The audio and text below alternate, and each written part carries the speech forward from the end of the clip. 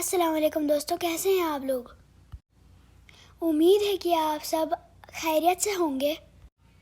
میں ہوں آپ کی ہوسٹ علمہ نبیل، اور آج میں آپ کے لیے لائی ہوں ایک اردو کی کہانی جس کا نام ہے بندر اور مگرمچھ۔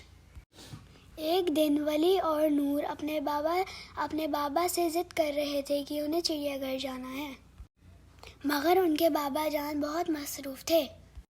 یہ دیکھ کے انہوں نے اپنے دادا جان کے گرد گھیرا ڈال لیا۔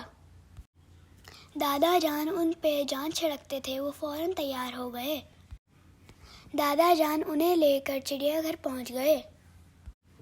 چڑیا گھر پہنچ کے ولی اور نور بہت خوش ہوئے۔ انہوں نے مختلف قسم کے جانور دیکھے۔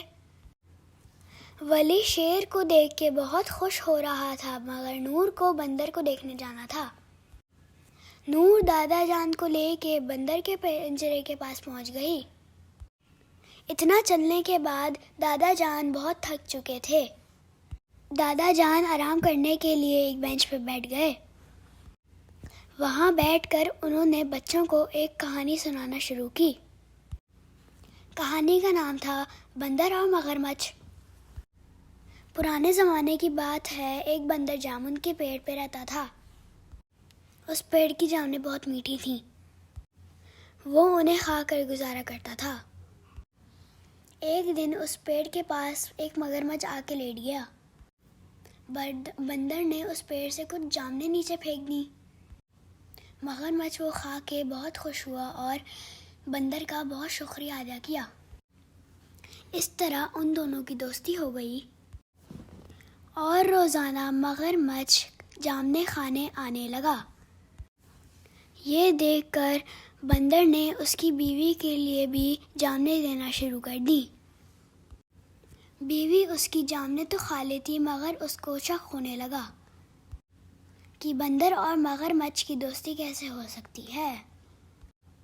اپنا شک دور کرنے کے لیے اس کی بیوی نے کہا کہ تم بندر کا دل لے کر آؤ۔ جب یہ جامنیں اتنی میٹھی ہیں تو اس کا دل کتنا میٹھا ہوگا۔ یہ سن کر مگرمچھ بہت پریشان ہوا اور اس نے اپنی بیوی کو سمجھانے کی کوشش کی، مگر بیوی نے کہا مجھے تم پہ پہلے سے ہی شک تھا کہ تم نے دوسری شادی کی ہوئی ہے۔ یہ کہہ کر اس نے کھانا پینا چھوڑ دیا۔ یہ دیکھ کر مگرمچھ اپنی بیوی کو بنانے لگا اور کہنے لگا کہ میں کوشش کرتا ہوں کہ میں بندر کا دل لے کر آؤں۔ وہ راستے بھر یہ سوچنے لگا کہ میں اپنے دوست کو دھوکہ کیسے دے سکتا ہوں، یہ تو احسان فراموشی ہوگی۔ اتنے میں وہ بندر کے پاس پہنچ جاتا ہے اور اسے کہتا ہے کہ میری بیوی نے تمہیں کھانے پہ بلایا ہے۔ بندر یہ سن کے بہت خوش ہوتا ہے کہ آج کھانے کو کچھ نیا ملے گا، مگر وہ پریشان بھی ہو جاتا ہے کہ سمندر کیسے پار کرے گا، کیونکہ مگرمچھ کا گھر دوسرے کنارے پر ہوتا ہے۔ مگرمچھ کہتا ہے تم فکر مت کرو، میں تمہیں اپنی پیٹھ پہ لے کے چلے جاؤں گا۔ بندر فوراً اس کی کمر پہ بیٹھ جاتا ہے اور وہ دونوں چل پڑتے ہیں۔ راستے میں مگرمچھ کو خیال آتا ہے کہ میں اس کو سچ سچ بتا دوں، مگر اس کو یہ ڈر ہوتا ہے کہ اس کی دوستی ختم نہ ہو جائے، مگر وہ پوری ہمت کر کے بندر کو ساری سچائی بتا دیتا ہے۔ بندر جو پہلے ہی ڈرا ہوتا ہے وہ اور ڈر جاتا ہے کہ یہ کیا ہو گیا، میں تو موت کے منہ میں جا رہا ہوں۔ مگر وہ اپنے بزرگوں کی بات یاد کرتا ہے کہ پریشانی میں کبھی گھبرانا نہیں چاہیے۔ وہ اس مشکل سے نکلنے کی ترکیب ڈھونڈنے لگتا ہے اور وہ مگرمچھ سے کہتا ہے کہ میں تو اپنا دل گھر پہ ہی بھول آیا۔ مگرمچھ کہتا ہے کیا ایسا ممکن ہے کہ تم بنا دل کے زندہ رہ سکو؟ بندر کہتا ہے ہاں دیکھو، میں تمہارے ساتھ بنا دل کے بات کر رہا ہوں۔ مگرمچھ یہ سن کے کہتا ہے اچھا چلو چلتے ہیں، تم اپنا جا کے گھر سے دل لے آؤ۔ مگرمچھ جیسے ہی گھر کے پاس پہنچتا ہے، بندر فوراً اپنے گھر کی طرف چھلانگ لگاتا ہے اور درخت پر چڑھ جاتا ہے۔